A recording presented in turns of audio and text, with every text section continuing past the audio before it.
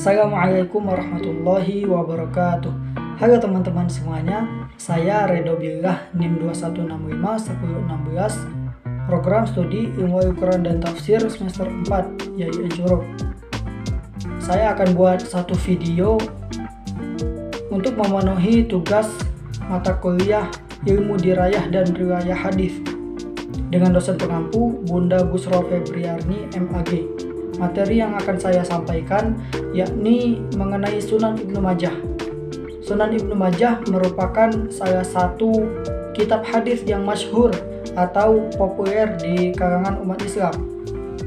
Sunan Ibnu Majah ini termasuk dalam salah satu dari kutubus sittah atau 6 kitab hadis yang menjadi rujukan utama bagi umat Islam.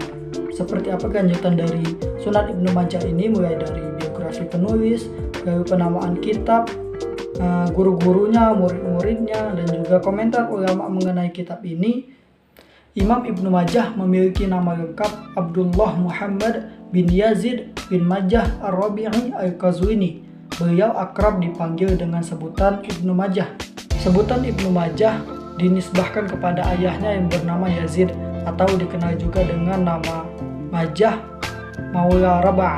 Imam Ibnu Majah memiliki akhlak yang sangat baik dan sangat terkenal dalam hal kejujurannya. Beliau dilahirkan di salah satu daerah di Irak, yakni Qazwin, sesuai dengan namanya yang dinisbahkan kepada daerah asalnya, pada tahun 209 Hijriah atau 824 Masehi. Beliau wafat pada tahun 273 Hijriah atau 887 Masehi dan dimakamkan di tanah kelahirannya sendiri, yakni di Qazwin, Irak.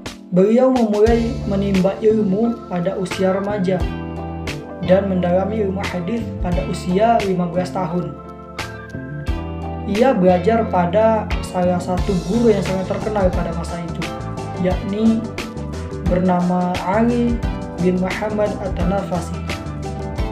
Selain itu, ia juga belajar dengan banyak guru lainnya, di antaranya adalah Rabi bin Sulaiman, Jabarrah bin Al-Mughallas, Mus'ab bin Abdullah Az-Zubair, Suaid bin Sa'id, Abdullah bin Zubair bin Isa, Abu Bakar Al-Humadi, dan masih banyak lainnya. Keluasan ilmu Imam Ibnu Majah membuat para penuntut ilmu yang haus akan ilmu berkeliling dalam majelis yang beliau adakan, sehingga banyak murid yang mengambil ilmu darinya. Di antaranya adalah Muhammad bin Isa Al-Abari, Abu Thayyib Ahmad Al-Baghdadi, Sulaiman bin Yazid Al-Fahmi, Ali bin Ibrahim Al-Qattan, Ishaq bin Muhammad, dan lainnya.